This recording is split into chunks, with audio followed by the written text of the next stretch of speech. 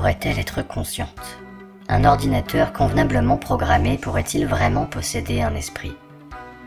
Ces questions ont été beaucoup débattues ces dernières décennies. Le champ de l'intelligence artificielle est pour une grande part consacré à la reproduction de l'activité mentale dans des machines computationnelles. Jusqu'ici, les progrès ont été limités. Mais les partisans de l'IA soutiennent que nous avons toutes les raisons de croire que les ordinateurs finiront par être dotés d'esprit. Ces détracteurs, eux, considèrent que les ordinateurs ont des limites différentes de celles des êtres humains, si bien qu'un esprit conscient ne peut résulter d'un simple calcul. Les objections les plus répandues sont celles que j'appelle les objections internes. Ces objections concèdent, au moins pour les besoins de l'argument, que les ordinateurs pourraient simuler le comportement humain, mais malgré cela soutiennent qu'ils n'auraient pas d'esprit. En particulier, elles suggèrent que les ordinateurs n'auraient pas de vie intérieure, ni d'expérience consciente, ni compréhension véritable.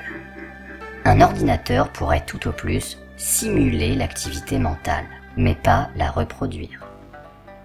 Dans cette classe d'objections, la plus connue est l'argument de la chambre chinoise de John Searle.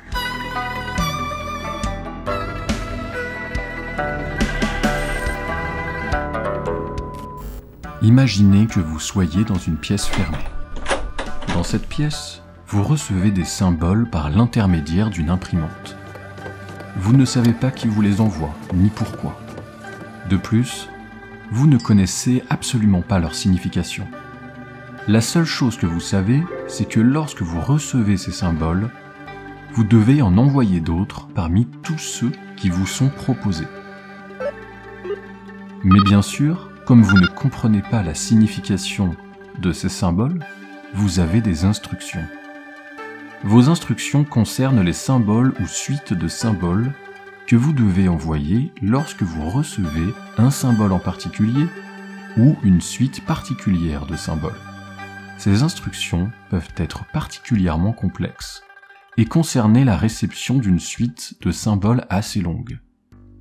Mais vous êtes quelqu'un de brillant et cela ne vous pose aucun problème. Imaginez maintenant qu'à l'extérieur de cette pièce se trouve une autre personne. Cette personne ignore tout de vous, ainsi que de la pièce dans laquelle vous vous trouvez.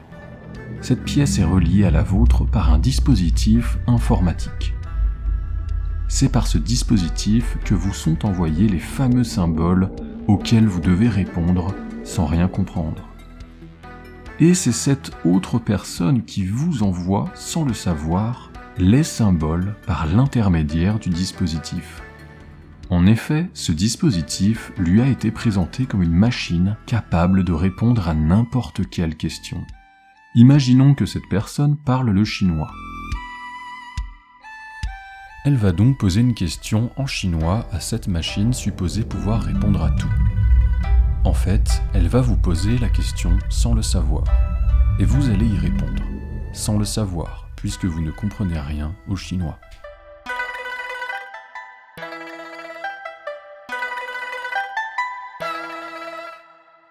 D'ailleurs, vous n'y connaissez tellement rien que vous ne savez même pas si les symboles sont chinois ou originaires d'une autre culture. Vous ne savez d'ailleurs même pas qu'il s'agit d'une langue. Pour vous, ces symboles sont peut-être juste de l'art abstrait. Si l'autre personne vous écrit une histoire suivie d'une question, toutes deux écrites en chinois, l'application de vos instructions ne peut que vous conduire à donner la bonne réponse, mais sans que vous ayez compris quoi que ce soit de l'histoire, de la question et de la réponse. Vous aurez juste manipulé des symboles qui pour vous n'ont aucune signification. Pour John Searle, un programme d'ordinateur se trouverait dans la même situation que vous à l'intérieur de la chambre chinoise. Il ne disposerait que de symboles et de règles pour les manipuler. À aucun moment, nous pourrions dire d'un programme qu'il comprend la signification des symboles qui lui sont envoyés, ni qu'il répond consciemment. Un programme ne saurait faire plus qu'imiter la conscience, l'intelligence, la compréhension. etc. Ce sont des coquilles vides. John Searle explique « Je n'attendais pas que cet argument, qui me paraissait trivial, suscite de l'intérêt au-delà d'une semaine. L'effet fut au contraire cataclysmique. L'ensemble des participants du séminaire étaient convaincus que j'avais tort, mais sans pouvoir en donner la raison. 20 ans après, la discussion continue à faire rage. Il doit y avoir plusieurs centaines d'articles sur le sujet.